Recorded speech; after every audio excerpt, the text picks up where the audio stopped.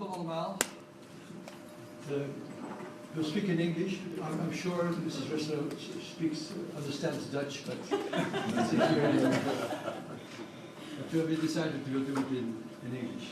Welcome, Dr. Ressler, colleagues, ladies and gentlemen. We're here to present to Dr. Ressler the joint Belgian-Dutch nomination for the Colonies of Benevolence. As you can see in Bechtel, there are a lot of people in the room, and it shows that there's a lot of enthusiastic support for this nomination. All the people in the room worked very hard to make it possible, and they decided to come all together to impress you with the support that is behind this nomination file. Of course, it's the first step. For you in these weeks, you have many nominations that are presented to you, but I'm sure that this one will be very special. First, I cannot introduce all of the people in the group, and I'll introduce, shook hands already, Mr. Kees Bijl, the Provincial Executive from the Province of Drenthe, the Chair of the Steering Committee, and his Flemish colleagues, Inga Verhaert and Peter Bellen, both members of the Provincial Executive of the Province of Antwerp. You know, Flanders and the Netherlands, they were together in one country, not for very long. But at that time, these colonies were created, 2 in Flanders and 5 in the Netherlands. And I think they are an example of how, say, some social strife at the time, and say we now would call poverty reduction in sustainable goal development terms. Poverty reduction, in a way, shaped the cultural landscape in those 5 sites where the colonies were. And there was even a Dutch writer, Susanne Janssen, who wrote a book on it. It was quite a bestseller at the time, about one of the colonies. And the book was called The Pauper Paradise. And I remember reading it, it was very impressive. And also it's, you can see that this, because it's done in a positive sense at the time, but it was also very hard and not something which was, say, easily accepted. And this book has been turned into a play, and I'm very happy that we have here some actors who will present to us a few scenes of this book. We will speak in Dutch, but you can have on the screen text in English. So thank you for your attention, and I would like to give the floor to my colleague from Flanders, Philippe Davé, to speak on behalf of Flanders. Hartelijk dank voor de ambassadeur, dames en heren, goedemorgen, ladies and gentlemen. In my turn, it's my pleasure, also on behalf of my Belgian colleagues, Ambassador Jean-Joël Schietikatte and Chris Willems, to welcome you here in Paris at the headquarters of UNESCO, in the presence of Dr. Nominatiedossier Director of the World Heritage Center, on a very special occasion indeed of the submission of the World Heritage nomination, Colonies of Benevolence. Indeed, the colonies, and I quote from your file, the colonies of benevolence form an impressive example of attempts at creating a better world with less poverty and greater social equality, emancipation and education. They are a tangible monument of an important part of our history, and perhaps they could still have their relevance nowadays. The elaborate preparation of the dossier, as well as the fact that high-level delegations from the Netherlands and Flanders have come all the way to Paris in such great number, shows a tremendous involvement and commitment of the local populations and yourselves as their representatives to support this project.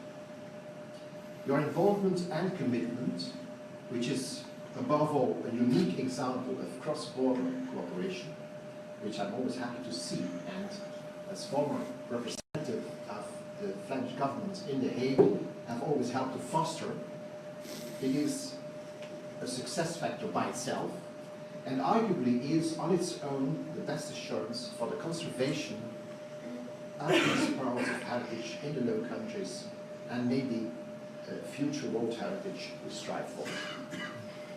And if the conditions are met for the outstanding universal value, as well as the conservation and management of the colonies of benevolence, the chances of successful outcome, als slagroom op de taart, will no doubt be corresponding to the continuing efforts you have put into this unique project with heart and soul, with heart and soul. Let me finish by congratulating and thanking the province of Drenthe, in the first place, for this driving force behind this nomination, and in particular, Wikipedia, the case ban and his predecessors, Rijn Munksma and Aart van der Tuuk, as well as the great appreciation and admiration for the expertise and energy of the programming office of your province.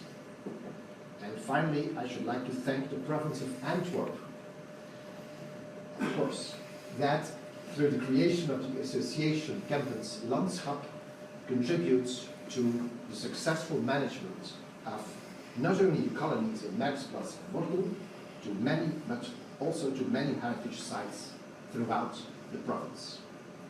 As I mentioned earlier, ladies and gentlemen, the participation of the local communities and all stakeholders is essential to enable a shared responsibility for the maintenance.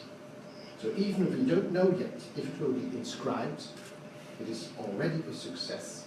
Congratulations to all.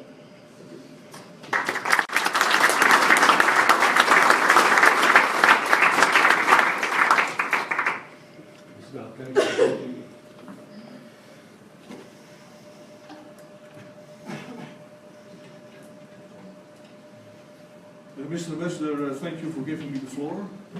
Dear Dr. Ressler, Excellencies, ladies and gentlemen, it's with great pride that we came to Paris to submit the nomination file for the cultural landscapes of the colonies of the Netherlands. This file relates a significant history that is also of exceptional importance today. We're working together with many different parties, municipalities, provinces, state organizations, foundations, NGOs, scientists and entrepreneurs. This file is the culmination of years of work. 4 years ago, some members of our team held a meeting with you, Dr. Ressler, in your previous post, also because of your wide expertise on the field of cultural landscapes. Maybe you remember it.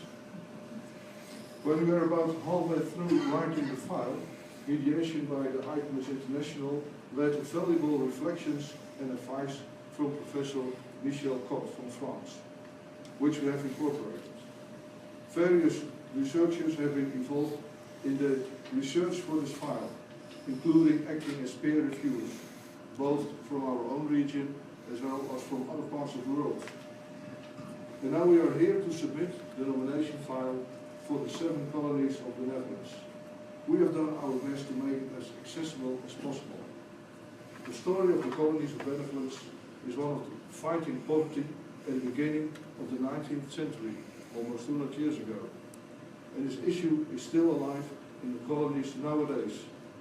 It's proven, as is proven by the enthusiastic support of 2 state parties and the passionate contributions of so many different people.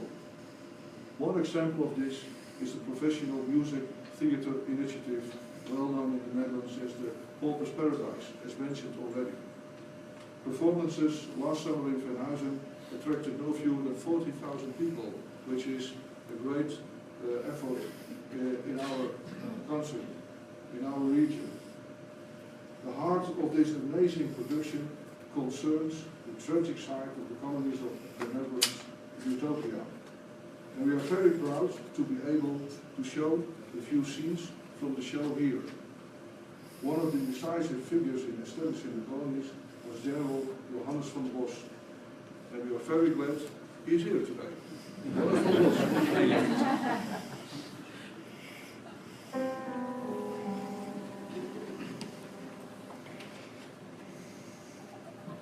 Het lot is een rad van fortuin, zo wordt het voorgesteld. En je arm of heb je geld, het wiel draait je leven in puin. Het wiel zwengt, zwouwt en schokt. De willekeur zit op de bok.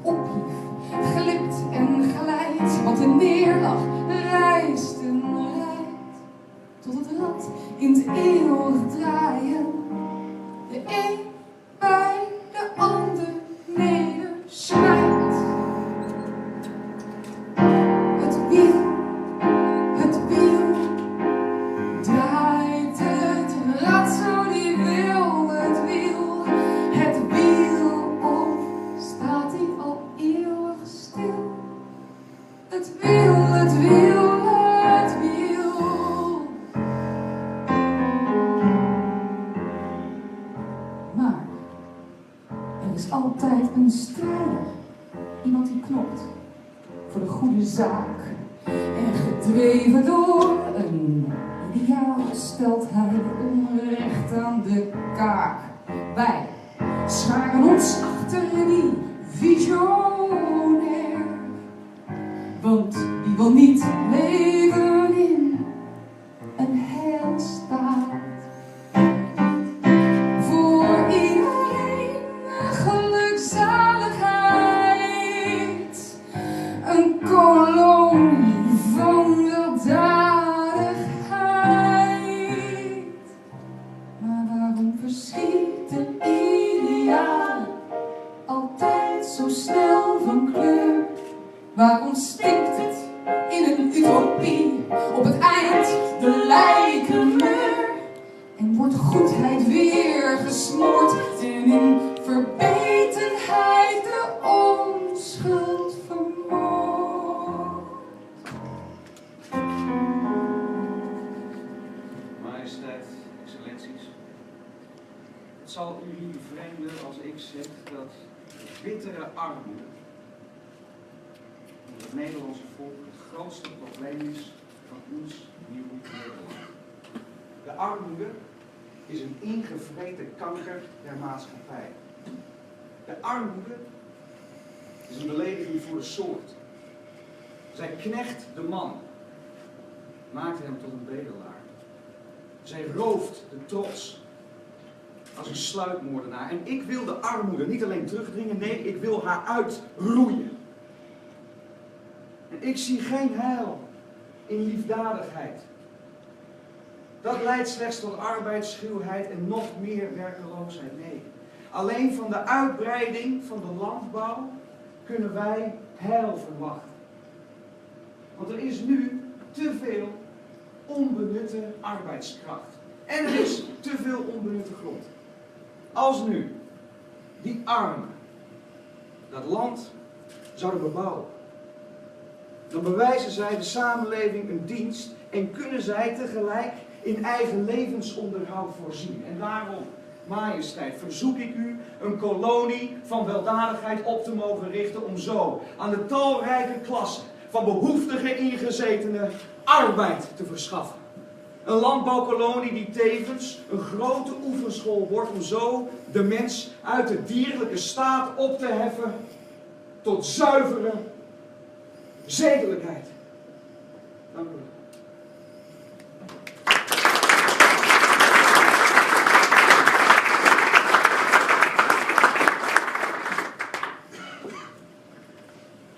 Thank you. What do we need to say more? I would say. We'd like to invite the colleagues from Vlaanderen to take the floor. Thank you, dear friends, dear Unesco. At the origin of our colonies of benevolence lays a remarkable and magnificent piece of social history. At the beginning of the 19th century, between 1818 and 1825, the Society of Benevolence established 7 agricultural sites. They originate from the utopian idea that given the right circumstances, human beings could grow and improve to become better people. In these colonies of benevolence, improvised urban citizens would be able to develop and to pick up the traits of their lives again. They would just do so by following a disciplined and rigid pattern of working and learning. The scale and the impact of this initiative to reduce poverty were unprecedented even from today's perspective. In those days, all over the Kingdom of the Netherlands, local communities sent their paupers to the colonies. They were established in uncultivated and thinly inhabited parts of the country. Within 7 years, over 80 square kilometers of rough and undeveloped land was transformed into self-sufficient agricultural zones, each of them with a very characteristic appearance. A clear pattern of green avenues, ditches, fields and meadows, and central buildings. As if the landscape itself was disciplined to reflecting the strict rules and life of its inhabitants. Up to the present day, all of these neatly crafted meadows, lanes and buildings have been preserved. This is indeed a landscape we have to treasure. Behind this idea was that within the right circumstances, poor people like beggars and vagabonds could be molded into better citizens. Those who were sent into the colonies would make their way back into society as improved human beings. To achieve that goal, the colonies provided a mix of education, agricultural skills, hard labor, a disciplined life, and religion as a moral guide. Today, we can no longer imagine such interference in the individual freedom. And that's good. But at that time, the colonies meant progress in the Western world's view on how to fight and reduce poverty. It was a really novelty to consider parish relief as a social responsibility, beyond charity. Or had any government considered it to be its duty to fight impoverishment on such a large scale. Never before so many needy people were given a chance to make a new entry into society with governmental support. Each colony of benevolence is therefore a milestone in the social history of Belgium and the Netherlands, the social history of Europe, the social history of the world. And upon this day, almost 200 years after they were established, that is exactly what is still happening in these places. They remain locations of hospitality for those who struggle with their lives, for the weak and the poor, for refugees, for the unemployed, for those who need a helping hand. This way we honor the work and the ideals of the colony's founders, and we shall continue to do so. For this reason, we sincerely believe that the colonies might supply a substantial added value to UNESCO's list of World Heritage Sites. They would make a strong testimonial of the world's effort to fight poverty and to achieve a better world, a world in which each human being deserves a fair chance in society. This would be an unmistakable sign to all governments, all people, all around the world.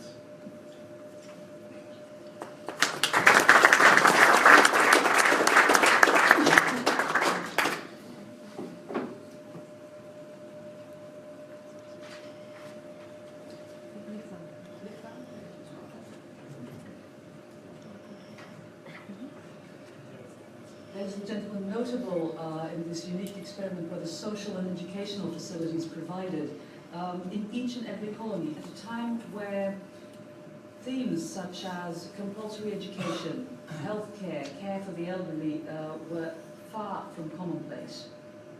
And as my colleague mentioned, although colonists had little or no freedom of choice, they did have freedom of religion. The Society of Benevolence and its colonies received great international attention not only at this point in time, but also during the 19th century. Both its system of poverty reduction and innovative farming methods attracted attention. Progressive European thinkers such as Robert Owen, Johann Heinrich Pestalozzi and Philipp Emanuel von Fellenberg were honorary members. Today, the various colonies of benevolence are still clearly recognizable and function more or less in accordance with their original reason for being. In the course of the 19th century, utopian idealism made way for pragmatism. The idea has been that colonists would return in time to society as better citizens, whereas in practice this often turned out differently. In the so-called unfree colonies, the focus shifted from combating poverty to dealing with vagrancy, mental health problems, and even regular crime. The idea of agricultural work as therapy faded into the background, and the free colonies developed into more or less ordinary villages. The ideas of the Society of the Netherlands were not all fulfilled. Poverty was not eradicated, but it was definitely the start of the Western European welfare state, and hence a huge step forward.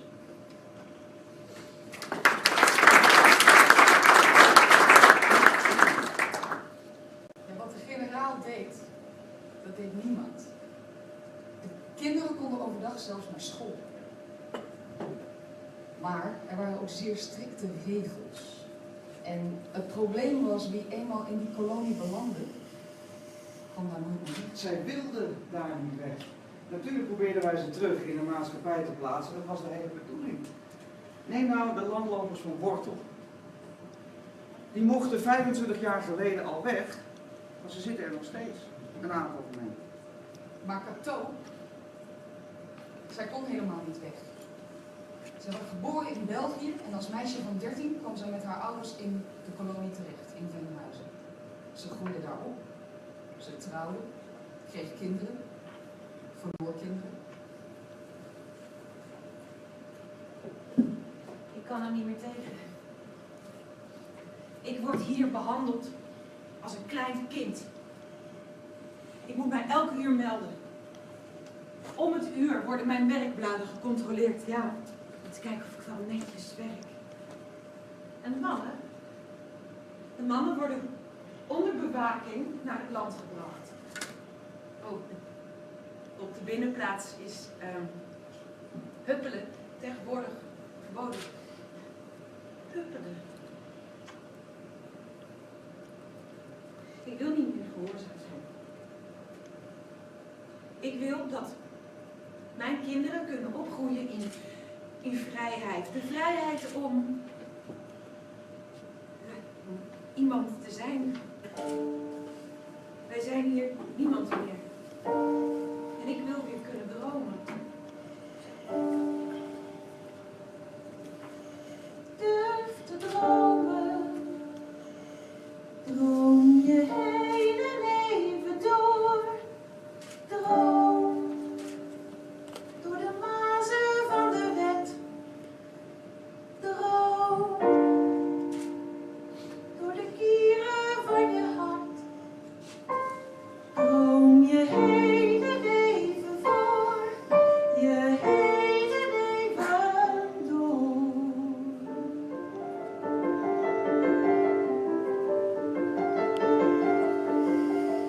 Wij leven in een wereld van verschil. Wij hebben het niet voor het kiezen. Buig je hoofd bedeesd en bedaard. Tenminste, dat wordt ons gezegd. Maar wij kiezen voor elkaar.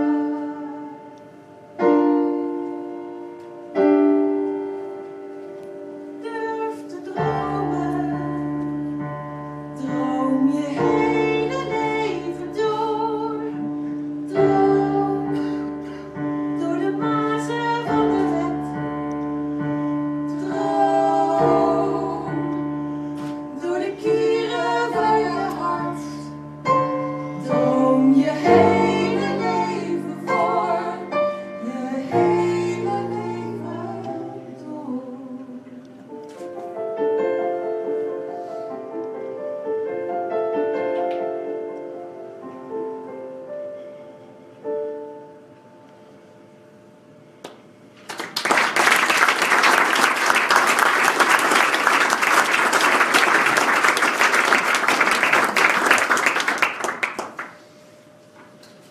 Dare to dream, Dr. Ressler. We are dreaming about a future where the colonies of benevolence will inspire others worldwide. with the example of the Utopian initiative to tackle poverty, one that resulted in unique memorials and living landscapes. Together we are working on that, and we are dreaming about that future. I suggest we are now building the dossier again, the file again. We tried yesterday already in Antwerp to do that together. 2 parts are coming from the Netherlands and 2 from Flanders. We are building now for you the file of the colonies of the Netherlands.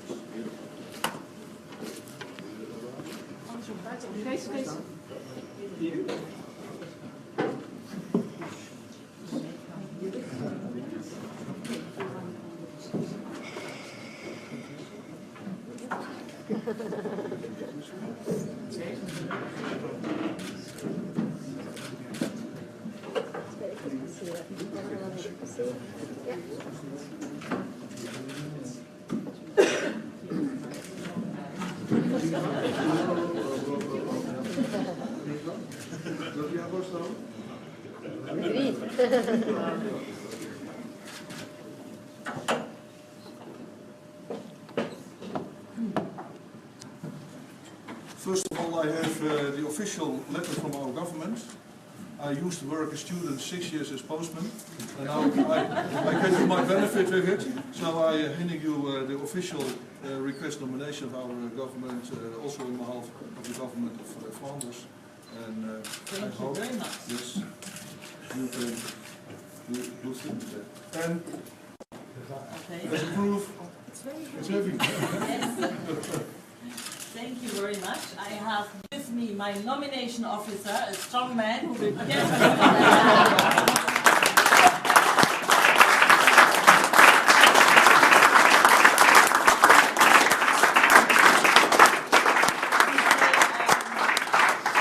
Very briefly, I'm very moved about the commitment of the people.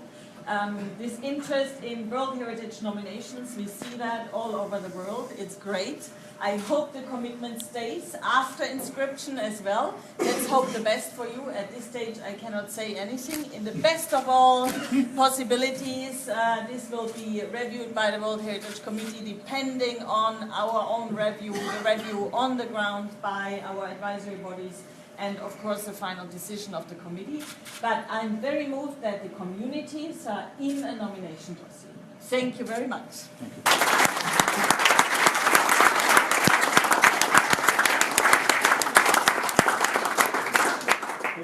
If you bear with us a minute more, you can see the file is very thick, a lot of pages, but we made a summary in a video. We would like to show the video quickly so that Edward is even more convinced.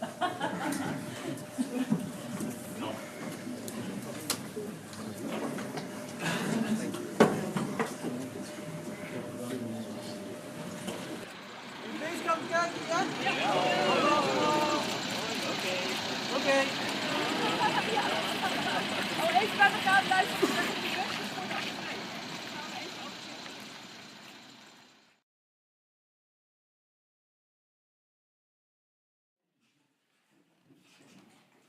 Zal ik mij daar even aansluiten? Ja. Prima, je kan het doen. Ik ben ongelooflijk trots op heel deze groep mensen. Dat je dit zei, we hebben een half woord nodig om elkaar te verstaan. Is dat nu niet mooi? Met een transnationaal dossier, dat is toch helemaal zoals het moet zijn. En de vooruitgang die we geboekt hebben op die 24 jaar tijd in Vlaanderen. Toen stonden de 2 koloniën in Vlaanderen op de lijst van 100 meest bedreigde erfgoedsites. Dat is waar we vandaag staan, met een heleboel gerenoveerd al, we gaan weer klaar. En zo'n Unesco Werelderfgoeddossier. Ik wil jullie ook allemaal heel erg hartelijk danken. En ook onze ambassadeur. Met dat aan jou is liever.